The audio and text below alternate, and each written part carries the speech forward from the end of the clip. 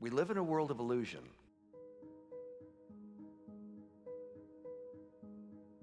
Most people never pick up the phone and call. Most people never ask. And that's what separates sometimes the people that do things from the people that just dream about them. You gotta act. And you've got to be willing to fail. You've got to be willing to crash and burn. You know, with people on the phone, with starting a company, with whatever. If you're afraid of failing, you won't get very far. Always better to show something as opposed to talking about it. Did Leonardo have a guy off to the side that was thinking 5 years out in the future what he would paint or the technology he would use to paint it? Of course not. Leonardo was the artist, but he also mixed all his own paints. I think you should go get a job as a busboy or something until you find something you're really passionate about, because it's a lot of work. And I'm convinced that about half of what separates the successful entrepreneurs from the non-successful ones is pure perseverance. It is so hard. You pour so much of your life into this thing. There are such rough moments in time that most people give up. We live in a world of illusion where you see things that you think are real. Sometimes they are, and sometimes they're not. But what is really real that we're going to talk about now is to imagine your own power.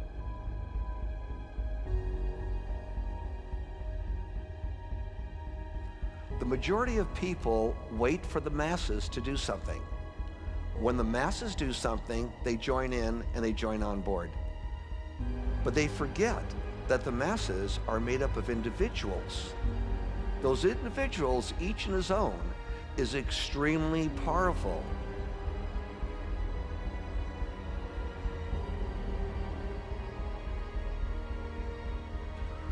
It's all about imagining and doing, believing in yourself, but know how it works. Know exactly what something costs to the second. So in business, a lot of things are, I call it folklore. They're done because they were done yesterday and the day before. A lot of times, you know, when you have to walk 1,000 miles and you take the first step, it looks like a long ways. And it really helps if there's someone there saying, well, we're one step closer. You know, the goal definitely exists. It's not just a mirage out there. If humans can imagine doing what you have to do when nobody is watching you, you're doing as if someone is right there watching you. And in your free time, you're not trying to elongate something. You're doing what you should do without people watching you do it.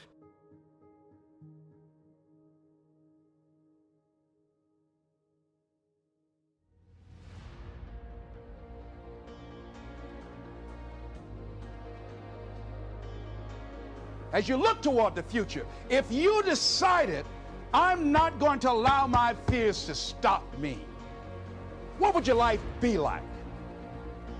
What would your future be like if you decided to want that which you desire so strongly that it prepares you past your fears, that you experience the fear, as the one book says, feel the fear and do it anyway? What would your life be like? And I'm saying to you that all of us who have been entombed by fear have the capacity to resurrect ourselves. I always tell people who are, who think they want to be entrepreneurs, you need a combination of stubborn relentlessness and flexibility. And you have to know when to be which. And basically, you need to be stubborn on your vision, because otherwise it'll be too easy to give up. But you need to be very flexible on the details, because as you go along pursuing your vision, you'll find that some of your preconceptions were wrong, and you're going to need to be able to change those things. For you to find greatness in yourself, you're not going to find it by looking in a book or by even hearing me. I may give you the spark, but you've got to go inside yourself to find it. And that means you gotta be quiet. Shut the fuck up, go in a room, stop talking, search your soul, search your mind, search your abilities, and you'll find it. But if you're not looking for it, you won't find it. So you got to go start your journey. And the journey starts with you finding, why the hell am I here on this planet Earth? Why am I here? If you don't know that, you will live the rest of your life searching, always asking the question, why?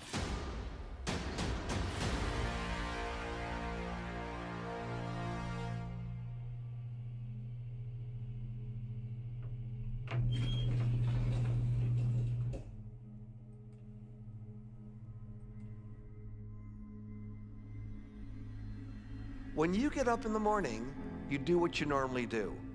I would venture to say a lot of you here probably turn on your cell phones, your computers, and what's the latest email, what's the latest text that comes in. You start your day off like that. That's your mindset. Try this. Get up in the morning, do whatever you have to do. Don't turn the computer on. Don't turn the TV on. Say together, you gotta be hungry. He said, people that are hungry are willing to do the things today others won't do in order to have the things tomorrow others won't have.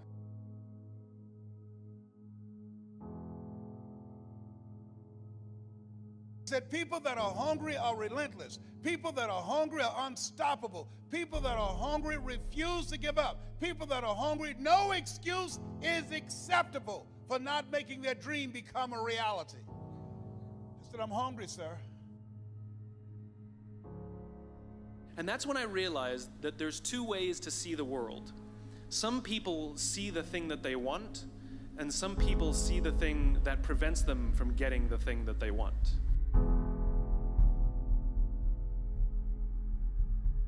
There's time, there's performance, there's financial. I mean, there's deadlines. My pressures are not unique. The situations may be different, or but everybody has the same kinds of pressures. But what I found, or what I find fascinating, is the interpretation of the stimuli.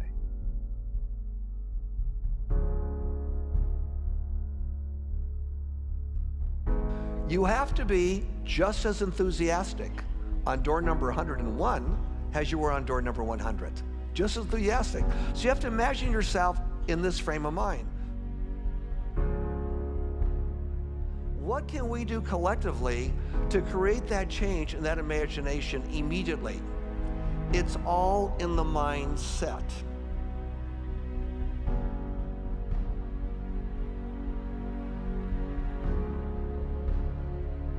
In order to be successful, you got to be hungry. You got to be willing to do the things today others won't do. Are you willing to do that to be successful?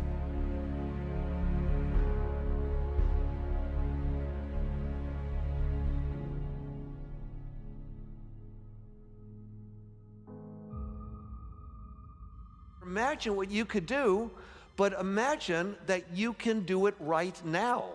And how do you do these things right now? What are some of the lessons that we go through to do things right now? Many times in entrepreneurship, people say, what are the secrets to success? Whether you're working at a job that you just love and you don't want to be the boss, or you want to start something on your own, what are the secrets? I share two things. Imagine these because they're going to happen. One, be prepared for a lot of rejection. Whether people close the door in your face or tell you it's never going to happen, you can't do it, you're too old, you don't have the education, you don't have what it takes, somebody else did it, don't listen to them. Don't let it affect you. If you're prepared for rejection, when it happens, it's not going to affect you that much. It really won't, because you're prepared for it. Of course, I was prepared for it.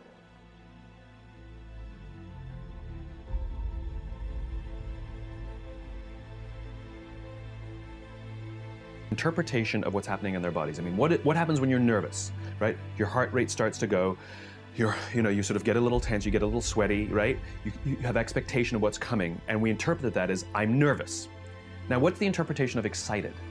Your heart rate starts to go, you're anticipating what's coming, right? You get a little sort of like tense. It's all the same thing, it's the same stimuli. Except these athletes, these Olympic quality athletes, have learned to interpret the stimuli that the rest of us would say is nervous as excited. They all say the same thing. No, I'm not nervous, I'm excited. And so I've actually practiced it just to tell myself when I start to get nervous that this is excitement. You know? And so I used to speak in front of a large audience and somebody'd say, how do you feel? I used to say, a little nervous. Now when somebody says, how do you feel? I'm like, really excited actually. And it came from just sort of telling myself, no, this is excitement. And it becomes a little bit automatic later on. That if you're doing what no one has done before, stuff goes wrong. And in fact, if nothing ever goes wrong in what you're doing, if you make no mistakes in your job, in whatever task you've brought upon yourself, then you are not on the frontier. Simple.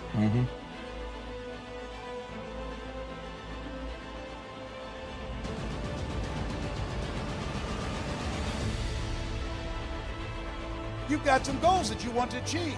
There's some things that you want to do. And you've said to yourself, I'm willing to face the no's. You said to yourself, I'm willing for people to laugh at me.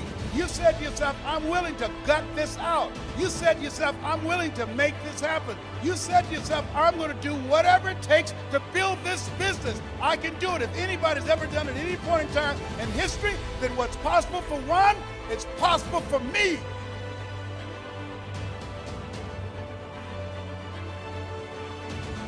And I'm going to do it.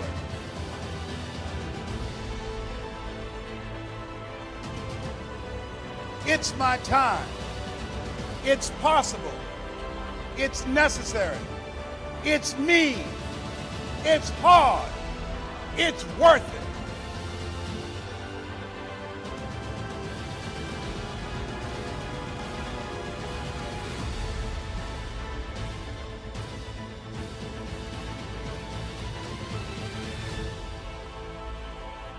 When the tough times come, and they're going to come, when you feel like you can't see the light at the end of the tunnel, and that's a part of the process, your reasons will be your rod and staff to comfort you, to take you through the storms of life.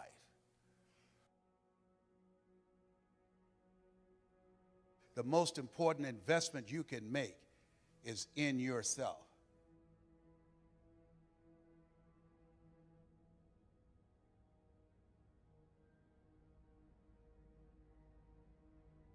You are your most treasured asset.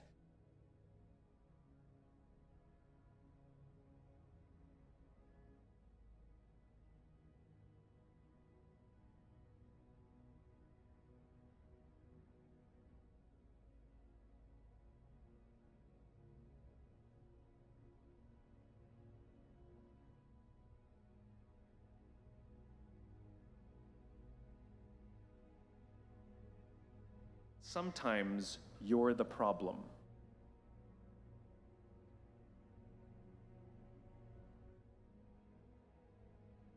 He said you got to be hungry. Go back again.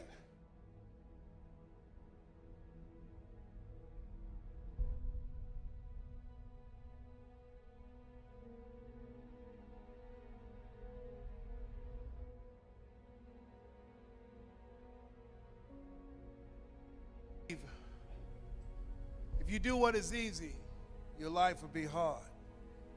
But if you do what is hard, your life will be easy.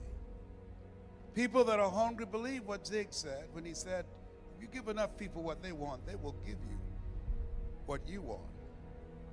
People that are hungry believe always strive to get on top in life because it's the bottom that's overcrowded. People that are hungry are uncommon people. They are say yes to their dreams.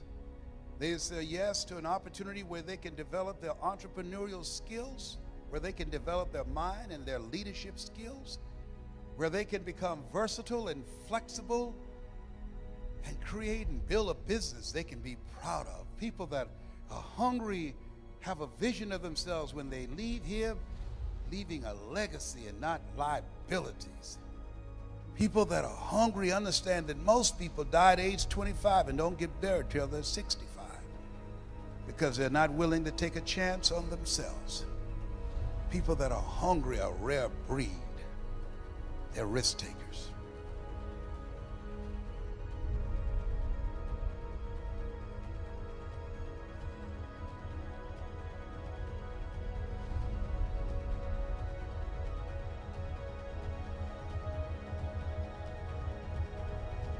I don't know what you want to do. Seemed like yesterday when I was the new kid on the block.